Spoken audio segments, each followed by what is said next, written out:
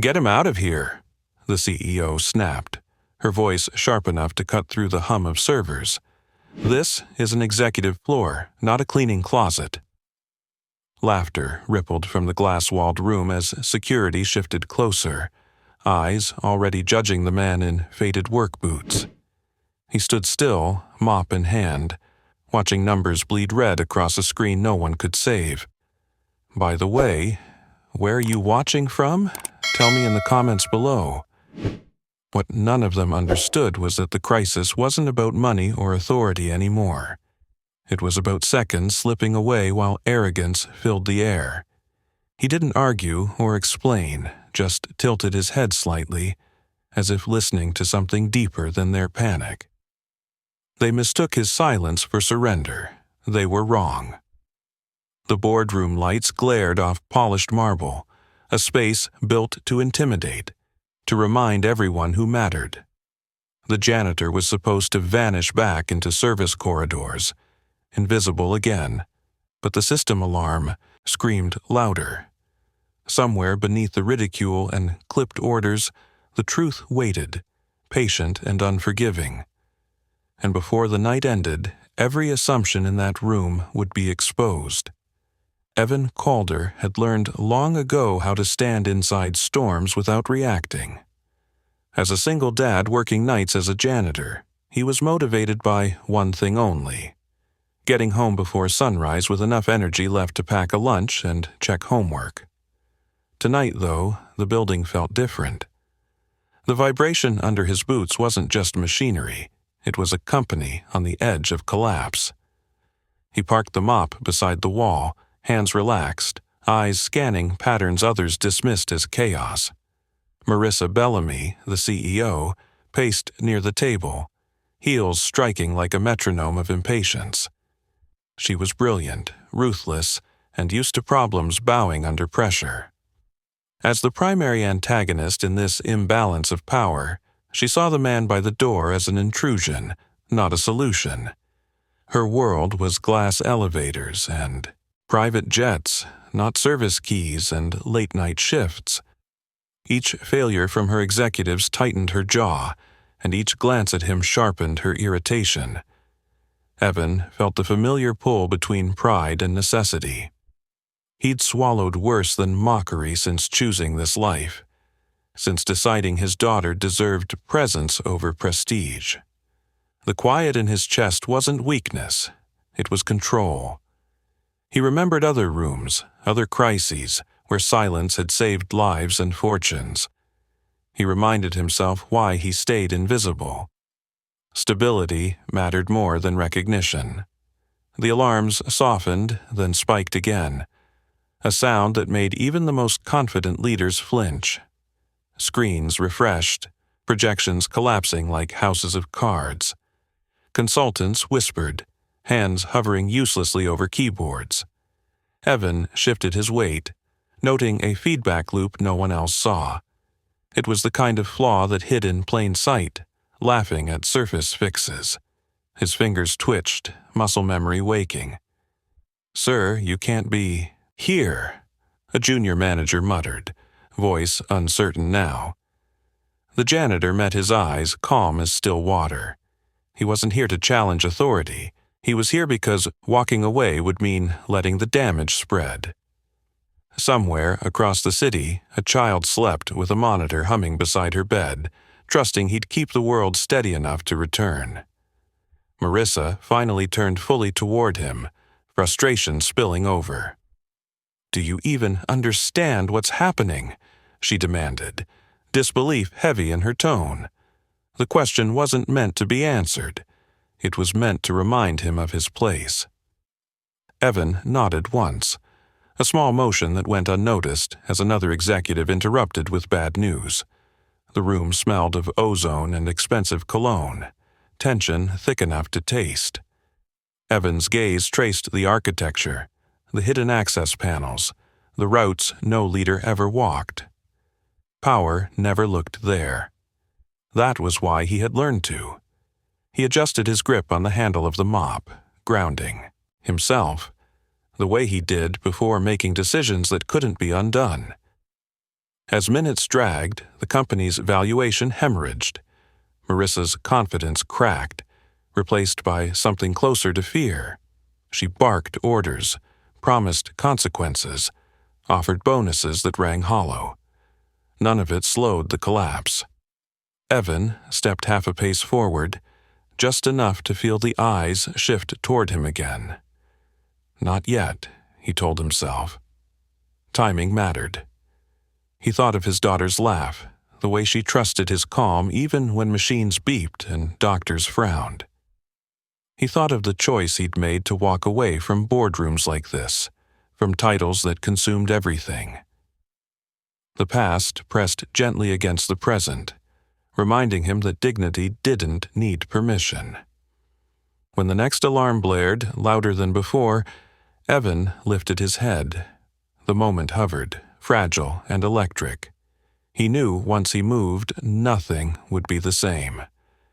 And in that breath of silence before action, the janitor became something else entirely, someone the room had never prepared to see.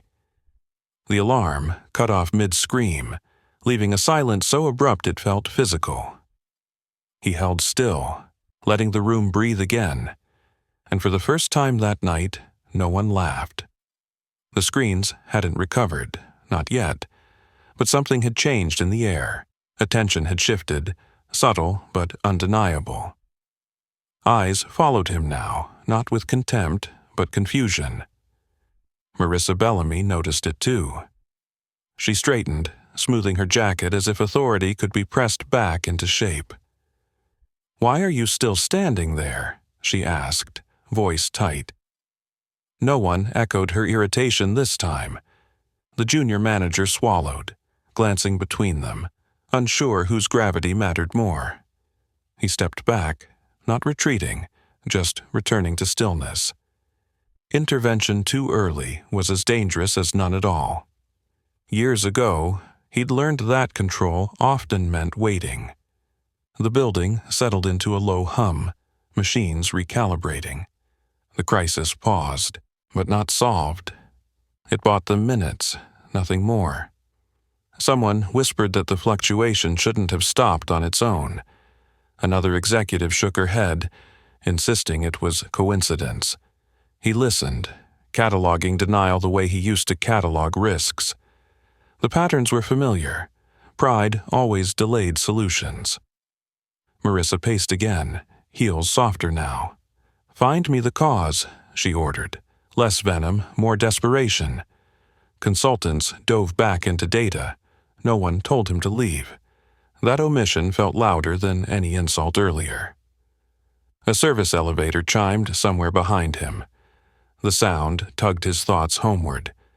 He pictured a small kitchen table, a lunchbox waiting to be filled, a child who pretended not to worry when he worked late. The choice he'd made years ago echoed through moments like this. Stability over applause, presence over power. He checked his watch. If he stayed much longer, sunrise would catch him here. The mop leaned where he'd left it, a ridiculous symbol of invisibility in a room full of suits. He rested a hand on the handle, grounding himself again. The old instinct stirred, sharper now. He could end this. He also knew what it would cost. "Sir," the junior manager returned, voice lower. "Did you do something just now?" The question wasn't accusation. It was hope, fragile and dangerous. He met the man's eyes and offered a non-committal shrug. Answers changed trajectories. He wasn't sure he was ready for that. Across the room, Marissa caught the exchange. Her gaze narrowed, curiosity edging out disdain. "What's your name?" she asked. The room stilled. He hesitated, then gave it. Simple, unadorned. Names had power when attached to expectations. Tonight, his remained unclaimed. She repeated it once, testing. "And your role?" The word dripped with hierarchy. "Maintenance," he replied. Not a lie, not the whole truth. A few executives scoffed reflexively, comforted by labels snapping back into place. The systems, Spiked again, alarms flaring, louder than before. Panic rushed back in. Marissa cursed under her breath.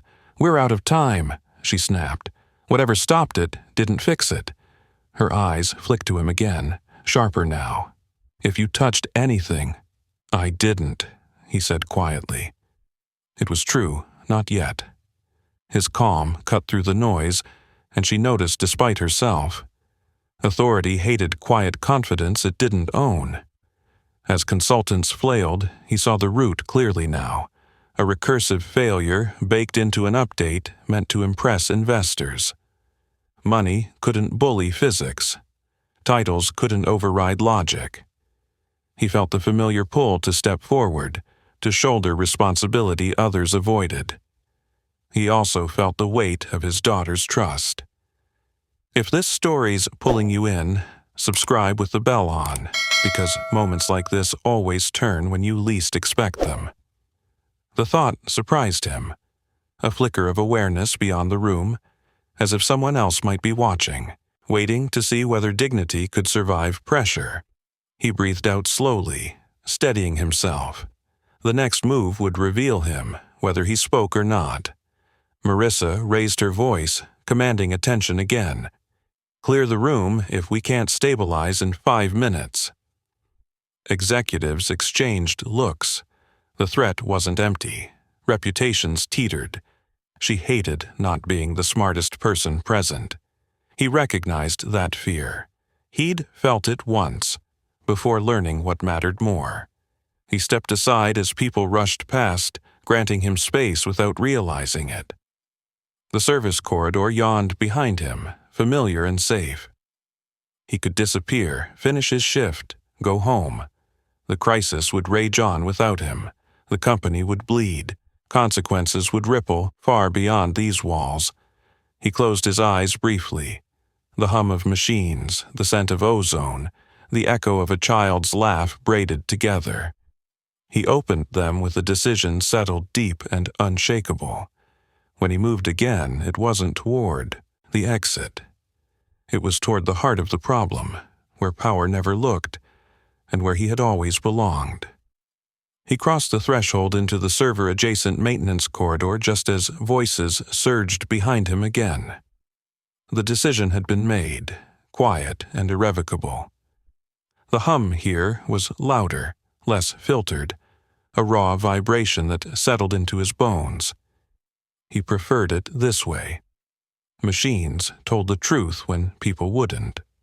The corridor lights flickered, reacting to the same instability tearing through the system. He paused, listening. Not just with his ears, but with the instinct honed from years of diagnosing failures before alarms ever sounded. The building breathed unevenly. Somewhere above, Marissa Bellamy was rallying authority like armor, unaware that the real fight lived in places her shoes never touched. He knelt beside an access panel, fingers brushing worn metal. The screws were loose, neglected during cosmetic upgrades meant to impress investors. That detail alone explained more than any spreadsheet. Image first, integrity later. He exhaled slowly and opened the panel, heat spilling out in a sharp wave. Behind him, hurried footsteps echoed. The junior manager appeared again, hesitation written across his face. "You shouldn't be here," he said, softer than before. It sounded less like a warning now, and more like concern. "This is exactly where I should be," he replied, voice steady. The words surprised them both. He didn't elaborate. Explanation wasted time. The man lingered, torn between protocol and instinct. Security's clearing floors. "If they see you—" "They won't," he said. Not arrogance, certainty. He knew the blind spots of this building better than anyone. Power never audited labor pathways. The systems spiked again, lights dimming. Somewhere above, a gasp of collective fear rippled. He felt it like pressure against his chest, familiar and unwelcome. He reached inside the panel, adjusting a cable, rerouting a loop that shouldn't have existed. The response was immediate. The hum smoothed just slightly. A whisper of relief. The junior manager stared. "How did you know?" The question carried something dangerous now. Belief. He didn't answer. He focused instead on the architecture of failure unfolding in his mind, elegant in its stupidity. An update layered over legacy code without respecting foundational limits. He'd seen it before, years ago, when ambition outpaced understanding. Back then, he'd been the one warning executives. Back then, they'd listened. A voice crackled over the intercom, Marissa's, sharp and strained. "We're losing containment. I need options." Her words echoed faintly through the corridor, distorted by distance and panic. He imagined her grip tightening on a glass table, the mask of control slipping. He stood, wiping his hands on his pants. The mop still leaned where he'd left it earlier, absurdly present. He picked it up, not to clean, but because it anchored him to this version of himself. The contrast mattered. It kept ego from sneaking in, another spike, this one worse. The building shuddered. Emergency lights flaring. The junior manager flinched. "That shouldn't happen," he whispered. "It shouldn't," he agreed. "But it will again unless someone stops it at the source." He glanced up toward the executive floors. The path was clear now, even if it meant stepping into their world fully. The man swallowed. "You're not just maintenance, are you?" There it was. The line he'd avoided crossing. He met his gaze, offering neither confirmation nor denial. "Right now, I'm the only one who can fix this," he said, not boastful, simply true. Another voice joined the intercom chatter, frantic. "We've got clients watching live metrics, stocks reacting." Money, finally, spoke loud enough to drown pride. He moved toward the service elevator, the one executives forgot existed. Each step felt heavier, layered with consequence. He thought of his daughter again, of promises made without words. Whatever happened next would ripple outward, reshaping routines he'd fought hard to protect. The elevator doors slid open with a tired groan. Inside, the air smelled of oil and old paint. He pressed the button for the executive level. As the doors closed, the junior manager called out, "What do I tell them?" He considered the question as the elevator lurched upward. "Tell them the truth," he said. "Tell them they should have looked down here sooner." The ride was brief but felt suspended, time stretching thin. When the doors opened, the noise hit him like a wave. Voices overlapped, alarms screamed, glass walls reflected panic back at itself. Marissa stood at the center, command fraying, eyes snapping toward movement. She saw him step out of the service elevator, mop in hand, and disbelief froze her expression. For a heartbeat, no one spoke. The janitor had returned. And, this time, he hadn't come to be dismissed. The silence fractured as soon as he stepped fully onto the executive floor. Conversations restarted in hushed bursts, eyes tracking him the way people track a fire alarm they hope won't go off again. Marissa Bellamy recovered first, spine straightening as if posture alone could restore order. "Who authorized you back up here?" she demanded, voice pitched to Carrie. Authority was her reflex, even now. He didn't answer immediately. He took in the room, the glowing screens, the trembling hands hovering over keyboards, the consultants clustered like shields around a crumbling center. The air felt thinner here, filtered and expensive, but fear cut through it just the same. He set the mop against the wall with care, a deliberate act that drew more attention than any speech could have. "I asked a question," she pressed, irritation sharpening. "This isn't your area." "It's everyone's problem," he said quietly. The words didn't rise to meet her volume, yet they landed harder.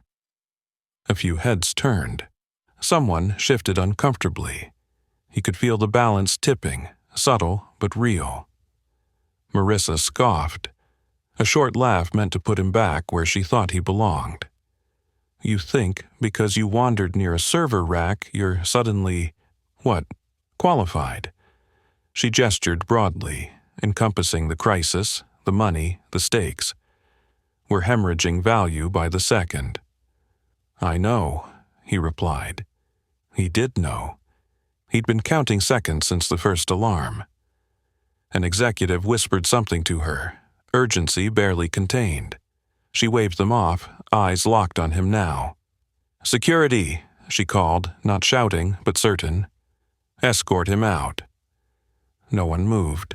The hesitation was small, almost invisible, but it existed.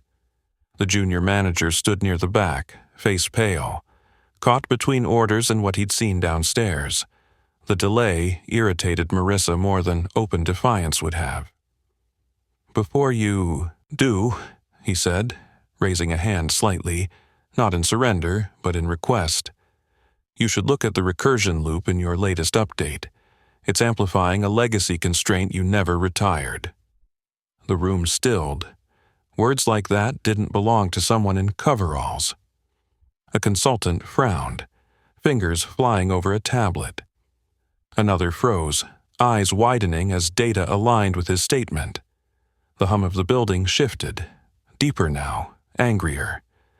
Marissa's confidence wavered just a fraction. That's impossible, she said, too quickly. We ran full audits. You ran surface audits, he replied. You didn't test stress against original architecture. How would you? She stopped herself, jaw tightening. Get out, she finished, volume rising to reclaim control. The system screamed again, louder than before. Red flooded the screens. A collective gasp rippled through the room.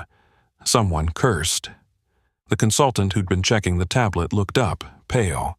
He's right, they said, stumbling over pronouns in their shock. The loop's feeding itself. Marissa turned on them. Fix it. We can't, came the answer, thin and terrified. Not fast enough. He stepped forward then into the center of their world. The floor beneath his boots gleamed, reflecting a version of himself that didn't match their expectations. I can, he said. Not a challenge, a statement. Laughter bubbled up from one corner, brittle and disbelieving. This is insane, an executive muttered. We're trusting a janitor? The word hung there, meant to wound. He felt it land and pass through. He'd carried worse. He glanced at Marissa, meeting her eyes fully for the first time. You don't have to trust me, he said. You just have to get out of the way. For a heartbeat, she looked like she might refuse out of sheer principle. Power hated yielding, especially to someone it had already dismissed. Then, another. Alarm shrieked, and the stock ticker along the wall dipped sharply. Reality forced its way in. Her shoulders sagged, barely perceptible. If you touch anything and this gets worse, she said, voice low, threatening, it's on you. He nodded once. Responsibility didn't scare him. He moved to the main console, fingers hovering for a breath before settling. Muscle memory guided him, sequences unfolding faster than conscious thought. He rerouted the loop, severed the amplification, stabilized the load. The building exhaled. The alarms died mid-note. Screens shifted from red to amber, then green. Numbers steadied. Silence returned, thicker than before. No one spoke. They stared as if the laws of physics had been rewritten in front of them. He stepped back, hands relaxed. The crisis wasn't fully over, but the bleeding had stopped. He felt the weight of attention press in, heavy and undeniable. Marissa looked at the screens, then at him, her mouth opened, closed. For the first time since he'd arrived, she didn't know what to say.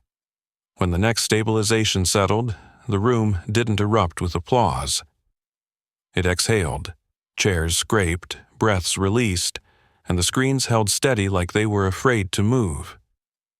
He stayed focused, eyes tracking deeper metrics others couldn't read. This wasn't over. It was simply behaving. Marissa watched him, measuring the quiet authority she hadn't granted. Around them, executives whispered, already rewriting narratives to survive the night. He felt the shift, the beginning of interest replacing dismissal, and it made him uneasy. "Explain it," Marissa said, arms crossed again. "All of it, now." The demand sounded rehearsed, but there was strain beneath it. He didn't rush. He finished isolating a process, then turned slightly so he could see the whole room. "Your system was built to scale speed, not restraint," he said. "Every update chases growth. Tonight it chased itself." A consultant nodded, despite themselves. Another frowned, defensive. Marissa listened, jaw tight, absorbing what pride resisted. He outlined the fix in broad strokes, careful not to overwhelm. Legacy architecture, unchecked recursion, a failure born from success. The irony hung thick. As he spoke, Marissa realized something uncomfortable. He wasn't simplifying for them, he was translating. That difference mattered. She felt the room lean toward him, authority slipping from her grip like sand. It wasn't rebellion, it was gravity. The truth had weight. A warning chimed again, softer but persistent. He glanced at it. "That's the next wave," he said. "Smaller, but cumulative." Marissa stiffened. "How long?" 5 minutes, he replied. 10 if we're lucky. She looked around, then back at him. "Do it," she said. The words came out clipped, but they were permission. Executives watched, stunned, as she ceded space without ceremony. He worked faster now, hands precise, mind layered. The room blurred to peripheral noise. Years of buried experience rose cleanly, unresentful. He didn't savor it, he didn't miss it, he simply used it. The system responded, compliant when spoken to correctly. The warning faded, metrics smoothed, relief spread like warmth. Someone laughed softly, disbelieving. Another wiped their face. The building felt steadier underfoot. Marissa broke the silence. "Where did you learn this?" she asked. The question carried less suspicion, more need. He paused, fingers resting on the console. This was the edge he'd tried to avoid. "Here," he said finally, "a long time ago." It wasn't the full truth, but it wasn't a lie. Her eyes narrowed, connecting dots she hadn't known existed. She remembered names, projects, a ghost from before her tenure. An executive spoke up, tentative. "Wait, are you saying—" He cut them off gently. "Right now, that doesn't matter." He turned back to the screens. "What matters is finishing this cleanly." The room accepted the boundary, chastened. Power recalibrated again, quieter this time. Marissa watched him with something like respect she didn't yet understand how to show. As the final process locked in, he leaned back, tension easing from his shoulders. The crisis was contained, not conquered, but it would hold. He checked the time and felt a flicker of urgency unrelated to systems. Home pulled at him, constant and grounding. If you're still here watching this unfold, subscribe with the bell on, because this moment is only the beginning of what gets uncovered next. Marissa cleared her throat. "You saved us," she said, words careful, public. He shook his head. "I bought you space," he replied. "What you do with it decides the rest." The distinction unsettled her. Applause would have been easier. Silence followed instead, heavy with implications. Somewhere deep in the building, The hum settled into something like trust. She studied him, recognizing the challenge beneath the calm. Saving a company was one thing. Changing how it saw value was another.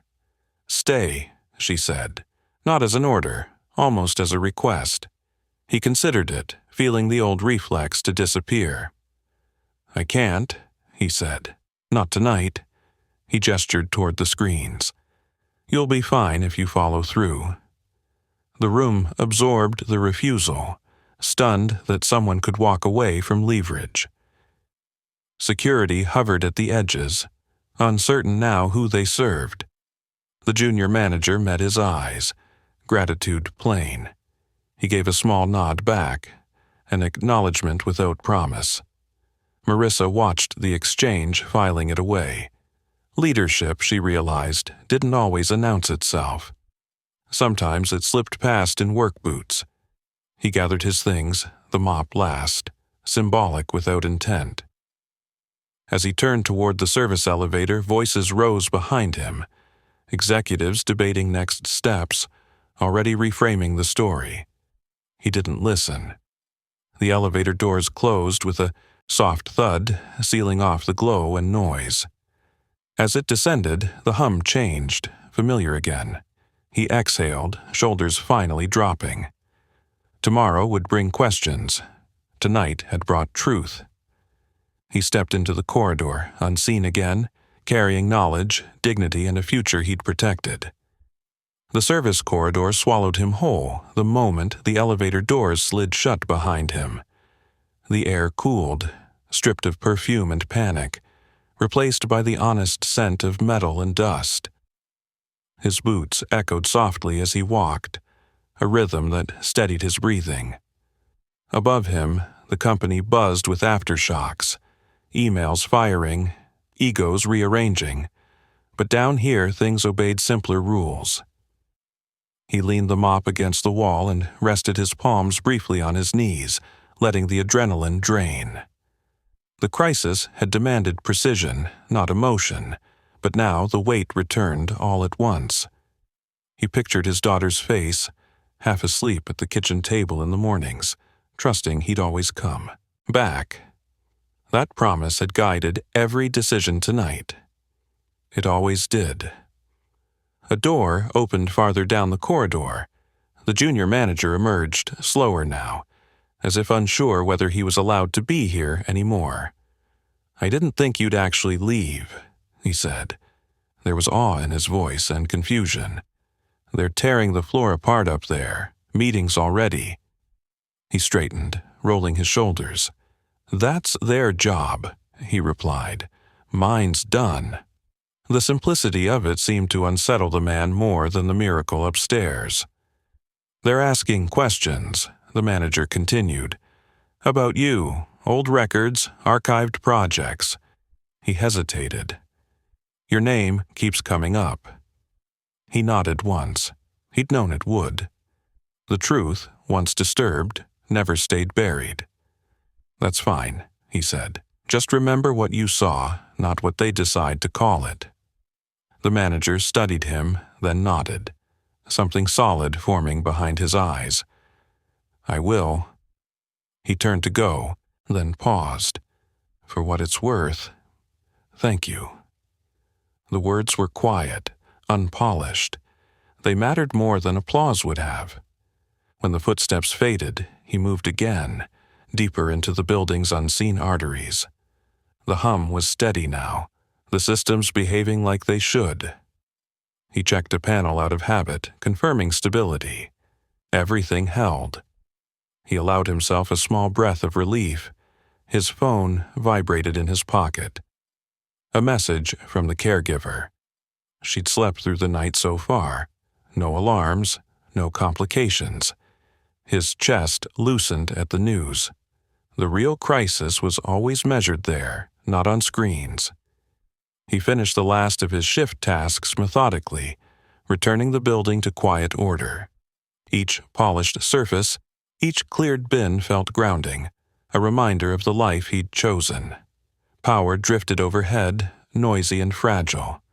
Down here, work endured. Near the exit, he paused, listening as raised voices filtered faintly through vents. Marissa Bellamy's tone cut through the others, sharp but altered. Not commanding now, assessing. He didn't linger. Whatever transformation awaited her had to happen without him watching. Vindication didn't require an audience when dignity was intact. Outside, dawn crept along the edges of the city, pale and tentative. He stepped into the cool air, the building's glass reflecting a version of himself that finally matched how he felt. Tired, steady, whole. He walked to the bus stop, blending back into the early commuters, unseen again by design. The ride home rocked gently, the city waking around him. He replayed the night in fragments, alarms, disbelief, the moment Marissa's certainty cracked. Not with satisfaction, but clarity. The system had failed because it forgot the value of foundations. People did the same. When he reached his apartment, the sky had lightened fully. He unlocked the door quietly. The caregiver greeted him with a nod and left. He checked on his daughter, watching the slow rise and fall of her chest. Machines hummed softly, obedient. He brushed a hand through her hair, careful not to wake her. In the kitchen, he set down his keys and allowed himself to sit. Fatigue settled deep, but it was clean. He hadn't betrayed himself tonight. He hadn't chased recognition or retreated from responsibility.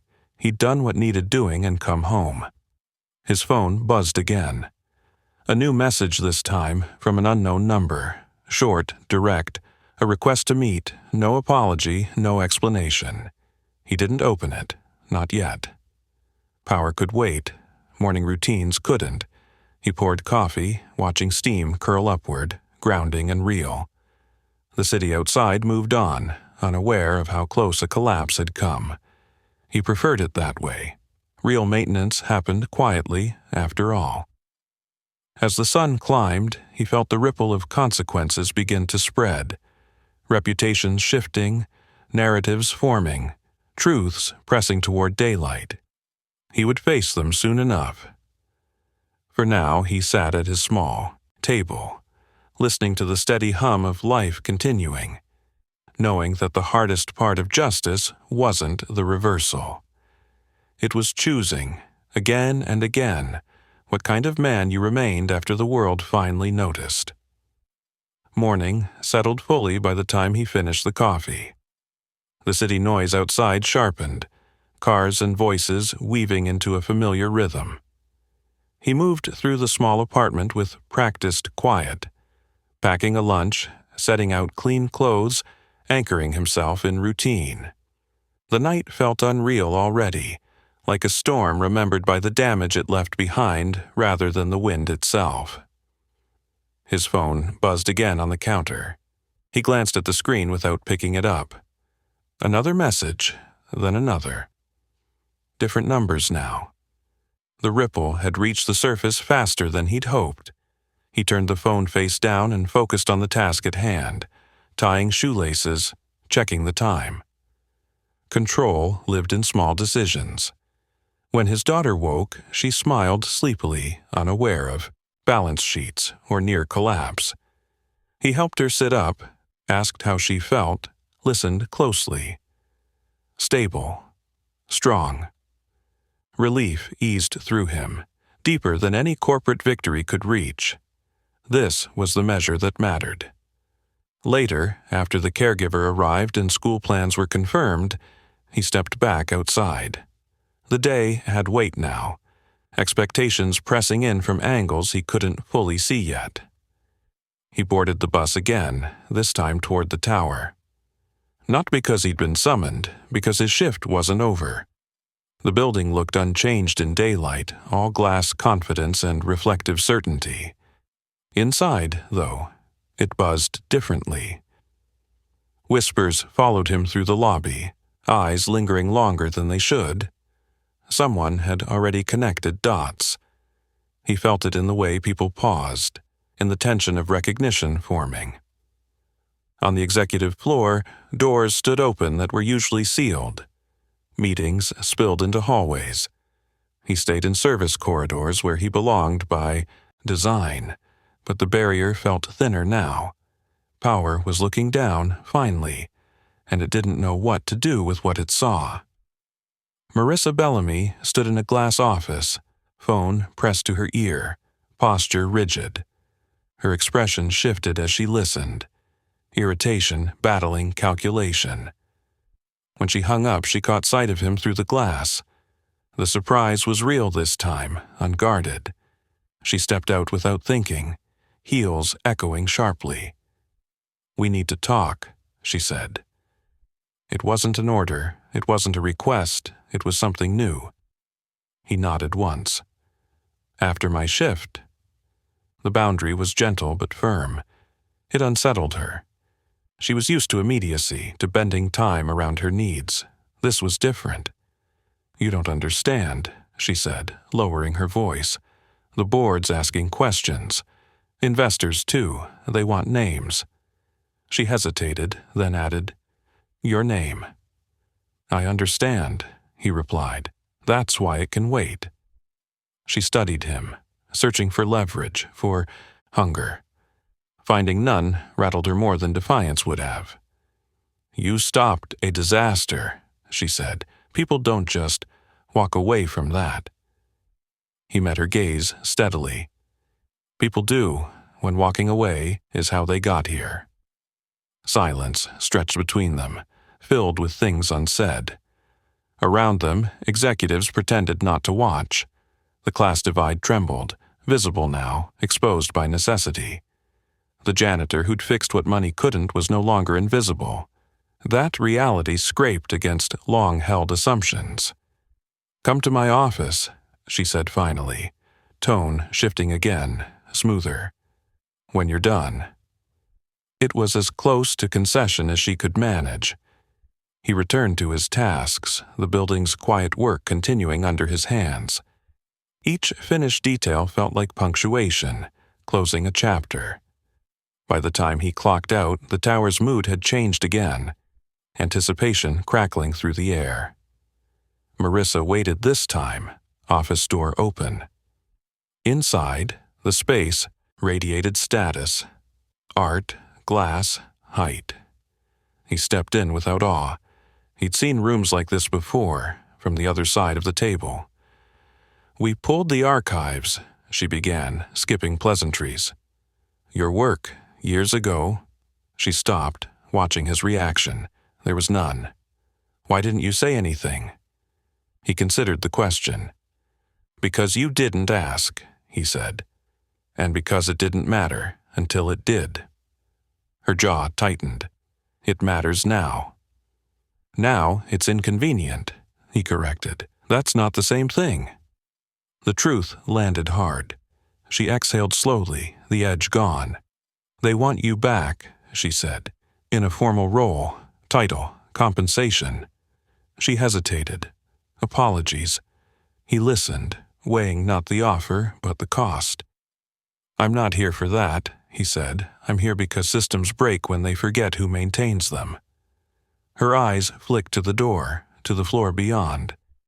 "You embarrassed me," she said quietly. "Not accusation, admission." He nodded. "You embarrassed yourself," he replied, "in front of people who needed you to see better." The room felt smaller then, honesty pressing in. For the first time, Marissa Bellamy didn't defend. She listened. Outside, the building carried on, altered by a truth it couldn't unlearn. Power had been challenged not by rebellion, but by competence, by dignity. The poetic justice was unfolding now, not in spectacle, but in reckoning. And as he stood there, calm and unbowed, the company began to understand that fixing the system meant changing who it listened to first. Marissa didn't speak for a long moment. The office hummed faintly, a controlled silence broken only by the distant murmur of activity beyond the glass. She moved to her desk, not sitting, just placing her hands on its edge as if grounding herself. "You're asking me to change how this company sees value," she said at last. It wasn't defensive now. It was wary. "I'm not asking," he replied. "I already showed you." She looked up at him then, really looked. Not the uniform, not the role she'd assigned him, the person who'd stood between collapse and survival without demanding anything in return. "The board won't like this," she said. "They'll want a clean story, a consultant, a hero they can market." "That's your problem," he said calmly, "not mine."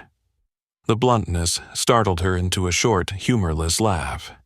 "You know how this works," she said. "Perception matters." "So does truth," he answered, "and truth always costs more up front." She paced, slow and thoughtful now, heels softer against the floor. "They're calling an emergency session," she said. "Full leadership, press on standby. They want answers and they want them today." She stopped in front of him. "I can't keep you out of that room." He considered the weight of her words. Public rooms were dangerous. They turned people into symbols, stripped nuance, demanded performance. He'd avoided them for a reason. "I won't perform," he said. "If I go in, it's to say what needs saying. Nothing more." Marissa nodded, accepting the condition with a seriousness that surprised him. "That might be enough," she said. "Or it might blow everything open." She didn't say that part aloud. They walked out together, an image that sent ripples through the floor. Conversations faltered. Eyes widened. The janitor beside the CEO didn't fit any narrative anyone had prepared. He felt the stares and ignored them, focusing instead on the steady rhythm of his breath. The boardroom doors stood open, light spilling out. Inside, faces turned, some curious, some hostile. Power consolidated around the table, old and confident, expecting to manage damage. He stepped in without hesitation, the room quieting in response. Marissa took her seat. He didn't. He stayed near the door, deliberately uncentered. The symbolism mattered. "We're here because the company nearly failed," she began, "and because the person who stopped it wasn't who we expected." A murmur moved through the room. He felt the weight of it, the pressure to speak, to justify. He waited. Timing mattered. One board member leaned forward. "We've reviewed the incident," they said. "We understand an employee intervened. We'd like to clarify the extent of their involvement." "That employee," Marissa said evenly, "understands our systems better than anyone currently on payroll." The room stiffened. Eyes snapped to him, reassessing. He met them calmly, no apology in his posture. "I helped," he said simply, "because it needed helping." Another voice, sharper. "Why weren't we aware of your background?" The implication was clear. Blame him for their blindness. "Because you didn't look," he replied, "and because I didn't need you to." The tension spiked. This wasn't how these meetings went. This wasn't how underlings spoke. Marissa watched closely, not intervening, letting the discomfort do its work. He continued, voice steady. "This failure didn't happen because of bad people. It happened because you stopped listening to the systems you built and the people who maintain them. You optimized for speed and ignored resilience." Silence followed, heavy and unavoidable. The truth settled where spin couldn't reach. If you're still following this moment, subscribe with the bell on, because this is where stories like this stop being comfortable and start being real. A board member cleared their throat. "What are you proposing?" He shook his head. "I'm not proposing anything. I'm explaining what happened. What you do next is up to you." Marissa finally spoke again. "What he's saying aligns with what we've seen in the data," she said. The admission cost her something. "We can either adjust how we operate or wait for the next failure." The room shifted, alliances recalibrating in real time. Power hated uncertainty, but it hated exposure more. He felt the turning, the slow grind of a system forced to acknowledge its blind spots. A vote was called for an internal review, for structural changes, for accountability that went deeper than surface fixes. It wasn't justice yet, but it was motion. When the meeting adjourned, people avoided his eyes, unsure how to categorize him now. He didn't wait for permission. He left the room the way he'd entered, on his own terms. In the corridor, Marissa caught up to him. "You just changed things," she said quietly. He paused. "I reminded them how things actually work." She nodded, thoughtful, humbled but not broken. "I won't forget this," she said. He looked at her, measuring sincerity. "Make sure they don't either." As he walked away, the building felt different again, not fixed, not healed, but awake. And sometimes, awakening was the most disruptive maintenance of all. The corridor felt narrower as he moved away from the boardroom, as if the building itself were adjusting to what had just happened. Voices resumed behind him in cautious tones, power recalculating, but he didn't slow. He'd said what needed saying. Anything more would have turned truth into theater. He reached the service stairwell and paused, hand resting on the cool metal rail. His phone vibrated again. This time, he checked it. A single message from Marissa. "Stay close today, things are moving." He didn't reply. Proximity had never been his strength. Clarity was. Downstairs, the maintenance office buzzed with a low, unfamiliar energy. Co-workers glanced up as he entered, curiosity sharpened by rumor. Someone had already whispered something. A name, a past. He nodded to them, routine intact, and hung his jacket. The floor needed finishing. Work grounded him in ways recognition never could. As he mopped, fragments of conversation drifted in. Boards split. They're rerunning projections. Legal's nervous. Each phrase confirmed what he already knew. The system was fighting the change he'd introduced. That was expected. Systems resisted until adaptation became unavoidable. By mid-morning, security appeared at the door, posture different now. Less command, more request. "They'd like you upstairs again," one said. He finished the strip of floor before answering. "In a minute," he replied. The guard nodded and waited, uncomfortable but compliant.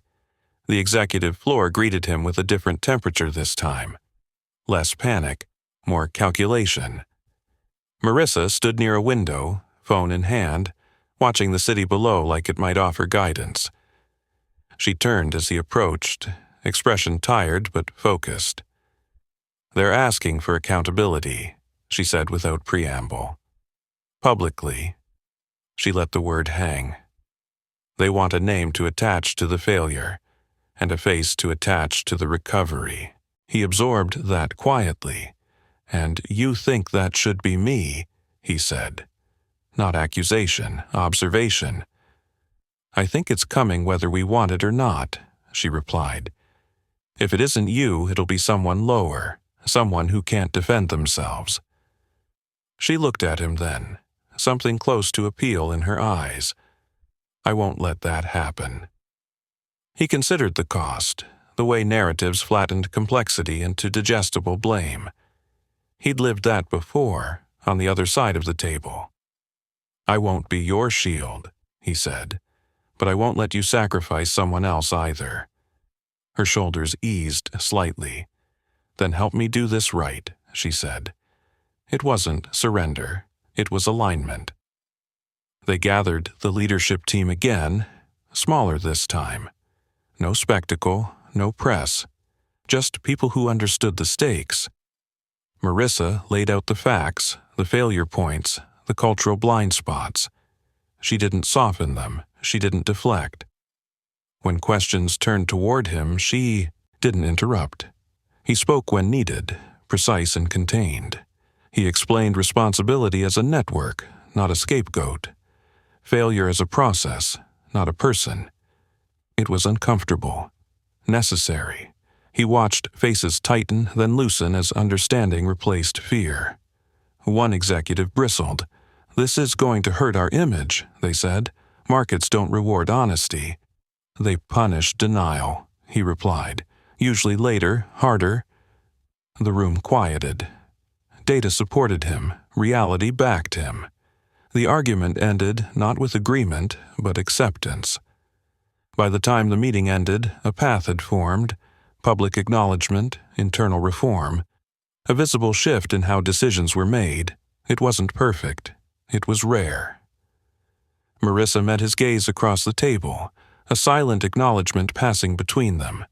This was the part power hated most, admitting it needed help. Outside, the press gathered, cameras ready. Marissa stepped forward alone.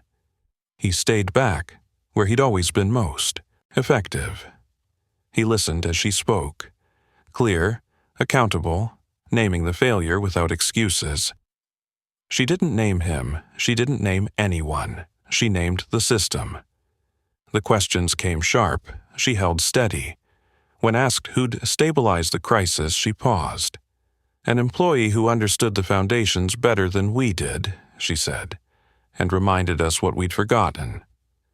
It wasn't a headline-friendly answer. It was honest.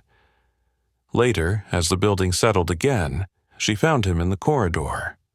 "They'll keep asking," she said, "about you." "They can," he replied. "I don't belong to them."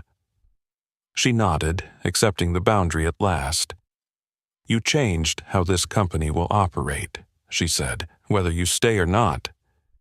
He looked around at the quiet workspaces, the people moving with new awareness.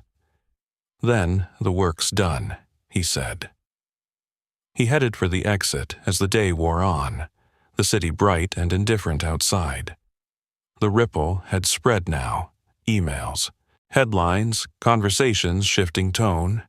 Respect wasn't loud. It moved slower, but it lasted. At the bus stop, he sat and waited, watching people pass, each carrying unseen weight. His phone buzzed once more. A message from Marissa, shorter this time. "Thank you." He considered it, then typed a single response. "Take care of the foundations." The bus arrived. He boarded, blending back into the flow. The victory hadn't been applause or promotion. It had been inversion. Arrogance undone by competence. Dismissal answered with dignity. Poetic justice didn't need a stage.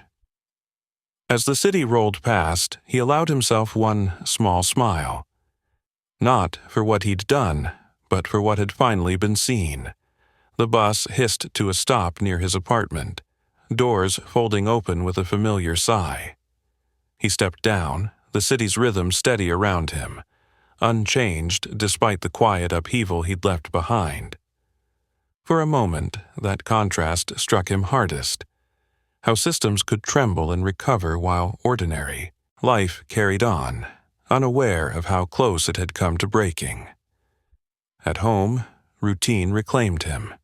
He checked homework, listened to a story about a classmate's science project, nodded in the right places. His daughter's laughter cut through the residue of tension still clinging to him, grounding and precise. Whatever else happened, this remained the center. He tucked her in that night with an ease he hadn't felt in months. The next morning, the news reached him not through headlines but through tone. The caregiver mentioned the company by name, surprised. "They owned up," she said. "It doesn't happen much." He simply nodded, neither proud nor relieved. Accountability was fragile. It needed time to prove itself. When he arrived at the tower later that day for his shift, the atmosphere had shifted again.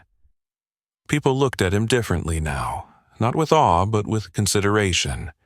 Doors held open. Conversations paused when he passed, not to gossip but to make room. Respect, he'd learned, was often awkward before it settled into something usable. Midway through the shift, security approached him once more, but this time without hesitation or edge. "Miss Bellamy asked if you'd come up," one said.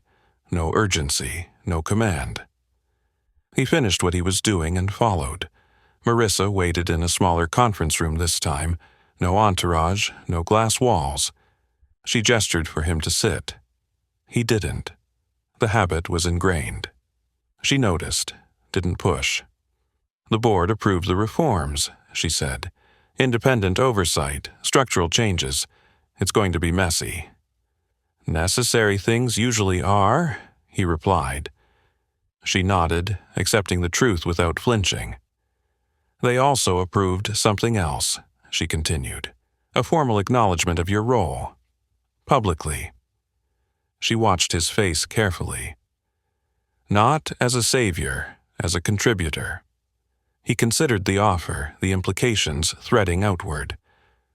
"I told you," he said. "I'm not interested in being a symbol." "I know," she said. "That's why I framed it this way." She slid a document across the table. Not a contract, not a title, a policy. A commitment to listen to people in roles like his before decisions were finalized. Foundations formalized. He read it slowly. This was different. This was work that lasted beyond any one person. "This will make you unpopular," he said. She allowed a small rueful smile. "I already am." Silence settled, comfortable now. Two people who understood cost without needing to enumerate it. I won't stay," he said finally. "Not in any expanded role. My life's built somewhere else." "I expected that," she replied. "But I wanted you to see this before you decided." She met his eyes. "You didn't just fix a system. You changed how we think about who's allowed to fix them." He folded the document carefully and handed it back. "Then, make sure you protect that," he said. "It'll be challenged." "It already is," she admitted, "but I'll hold the line." The promise wasn't dramatic. It didn't need to be. As he stood to leave, she added, "For what it's worth, I'm sorry." The words were simple, unadorned. No justification followed. He studied her for a moment, gauging sincerity. He found it. "Learn from it," he said. "That's enough." Back in the service corridor, the hum felt right again. Systems steady, people adjusting. He finished his shift without incident. The work lighter somehow. Not because it had changed, but because it had been seen. Outside, dusk painted the city in soft edges. He walked home, thinking about how close things had come to repeating old patterns. How easily arrogance hid behind success. How quietly dignity corrected it. At home, he cooked dinner, listened, laughed. Later, after bedtime stories and lights dimmed, he sat alone at the small table. The day's weight settled, not heavy now, just present. He didn't regret stepping forward. He didn't regret stepping back. His phone buzzed once more. Not from Marissa this time. A message from the junior manager. They'd been promoted, not up, but into a role that mattered. Systems liaison, a bridge. He smiled at that. Ripples finding shape. He replied with a single line, "Pay attention to what people don't say." The city outside continued, indifferent and alive. Tomorrow would bring new challenges, new blind spots. But something fundamental had shifted. Not perfectly, not permanently, but enough to matter. All day, he rose, rinsed his cup, and turned off the light. The hum of life filled the quiet apartment, steady and resilient. Justice, he'd learned, didn't always arrive with ceremony. Sometimes it showed up as changed behavior, reinforced foundations, and the freedom to return to the life you'd chosen. And for the first time in a long while, that felt like more than enough. The next few days unfolded without spectacle, and that felt intentional. Change, when it was real, didn't announce itself with sirens. It seeped in quietly, altering habits before people noticed the shift. He kept his routines intact. Early mornings, late nights, the steady rhythm that kept his life balanced. The tower no longer felt hostile, but it didn't feel like home either. That was fine. It wasn't meant to be. Word traveled anyway, not in headlines but in tone. Executives passed him without averting their eyes. Some nodded. Others looked uncomfortable, unsure whether respect required conversation. He didn't fill the silence for them. Letting people sit with discomfort was sometimes the only way learning took root. The junior manager stopped him one afternoon in the corridor, flushed with new responsibility. "They're actually listening," he said, disbelief still fresh. "Meetings are different. Questions come from places they never used to." "Good," he replied. "That means it's working." He meant the system, not the praise. At home, the change showed up differently. His daughter asked why people waved at him now when they came to visit the building. He smiled and told her sometimes adults learned lessons late. She accepted that easily, as children did, and returned to her drawings. Watching her, he felt a deep, steady gratitude. He'd protected what mattered most without losing himself in the process. One evening, Marissa Bellamy called. Not a summons. Not a request for help, just an update. "The reforms are holding," she said. "Barely, but they're holding." He could hear fatigue in her voice, the cost of standing against inertia. "You were right," she added, "about foundations." "I know," he said gently. There was no triumph in it. They spoke briefly, professionally, two people aligned by outcome rather than ego. When the call ended, he felt something close to closure. Not forgiveness exactly, understanding. Mutual recognition without obligation, the towers. Systems ran cleanly now. Metrics stabilized. Investors adjusted. The company survived not because it patched over failure, but because it acknowledged it. He took quiet satisfaction in that, the kind that didn't need to be shared. Justice had taken the shape it was meant to. Behavior corrected, not reputations inflated. As weeks passed, the building settled into a new normal. Maintenance reports were requested before upgrades. Service staff were invited to planning sessions. Small changes, easily reversed if vigilance lapsed, but real all the same. He watched from the margins, attentive but detached. His role wasn't to police progress. It was to remind people how easily blindness returned. One afternoon, he found himself alone in the service corridor, the hum steady and familiar. He paused, resting a hand against the wall, feeling the vibration through concrete and bone. This was where he belonged. Not beneath anyone, but alongside the work itself. The thought felt right, settled. He clocked out early that day, something he hadn't done in years. The sky outside was bright, forgiving. He walked home without rushing, noticing details he usually missed. The smell of food from a corner shop. The laughter spilling from an open window. Ordinary life, resilient and unremarkable. He'd fought to keep this intact, and it had been worth every sacrifice. At home, his daughter met him at the door, excited about a school project. They spread papers across the table, colors bleeding into one another. He listened, asked questions, learned the shape of her world.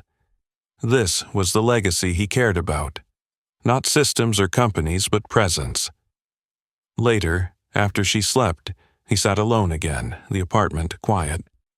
He thought about the moment Marissa's certainty had cracked, the room full of witnesses. That had been the visible reversal, the poetic justice everyone noticed. But this quiet continuation, was the deeper reward. Dignity preserved, values aligned. A life uninterrupted. He knew the story would travel without him, People would reshape it, simplify it, turn it into something consumable. He let that go. Truth didn't need guardians when it had already changed behavior. What mattered was that the next time a system faltered, someone would look to the places they'd ignored before. He turned off the light and stood in the dark for a moment, listening to the hum of machines and the softer hum of a city breathing. Power had tried to define him and failed. He'd defined himself instead, quietly, persistently. Tomorrow he would wake early again, pack a lunch, tie small shoes, walk into a building designed to overlook him, and he would do the work, not because it made him invisible, but because it mattered. That was the justice no one could take away. The freedom to remain who you were after the world finally saw you. The morning light crept in gently, touching the edges of the apartment before anyone stirred. He was already awake, sitting at the small table with a cup of coffee cooling between his hands.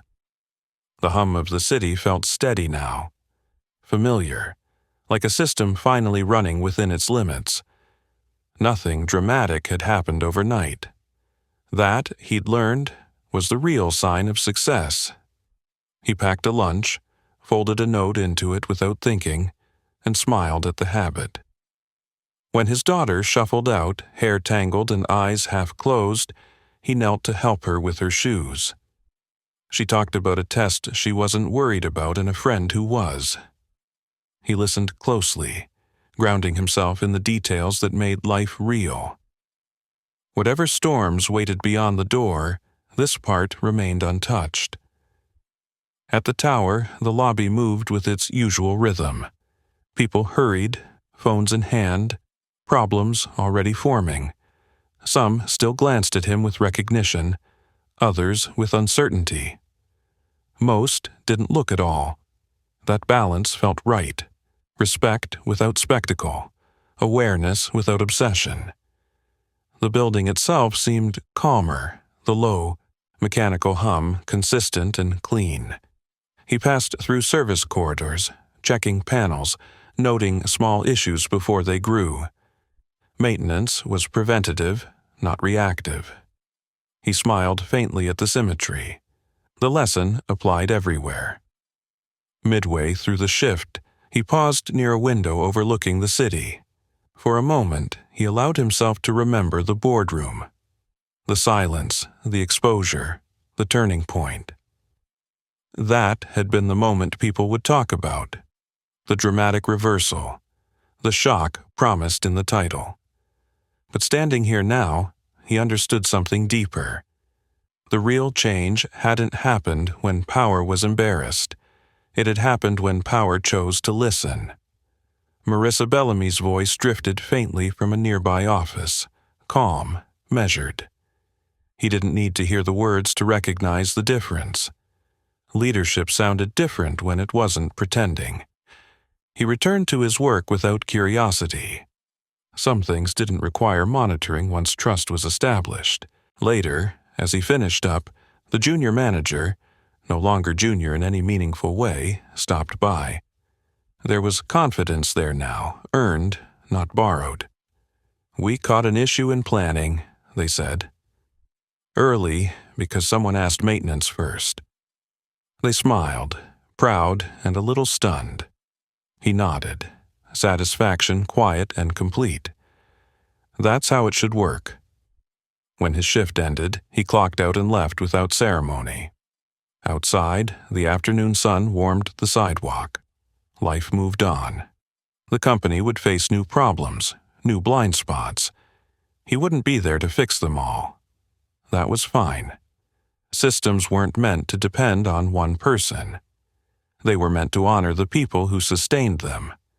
At home, he cooked dinner while his daughter worked on her project at the table. Glue, paper, and laughter scattered between them. She asked him why he always fixed things instead of throwing them away. He thought about it for a moment before answering. "Because most things aren't broken," he said. "They're just ignored." She nodded as if that made perfect sense. That night, after she slept, He stood by the window again, city lights blinking on like a network coming alive. He felt no pull toward the tower, no need to check messages or wait for validation. The story had reached its natural end. Justice had taken the form it was meant to take. Arrogance corrected, dignity restored, foundations reinforced. He understood now that victory wasn't about being seen at the highest level. It was about ensuring the lowest levels were never overlooked again. Tomorrow would come. So would the next challenge. Somewhere, another system would be straining under the weight of pride and speed. Somewhere, someone invisible would notice first. And maybe, because of what happened here, they'd be heard sooner. He turned off the light and let the apartment settle into quiet.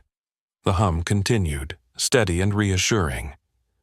The single dad who'd solved a $100 million problem in seconds returned to the life he'd built with care.